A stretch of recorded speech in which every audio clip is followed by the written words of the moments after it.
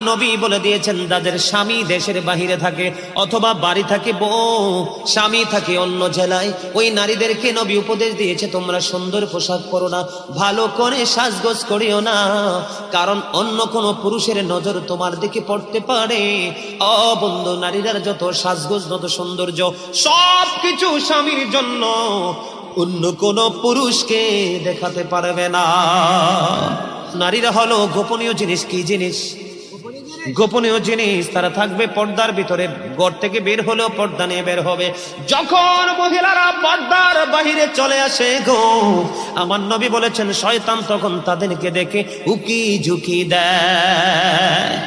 মহিলারা যখন বন্ধু পর্দার বাইরে যায় দর্শনের শিকার হয়। কথা বলে না? আজকে পৃথিবীর ইতিহাসে তথা বাংলাদেশের ইতিহাসে দেখেন, একটা ইতিহাস দেখাতে পারবেন না একটা পর্দাশীল নারীর জীবনে কোনো কলঙ্ক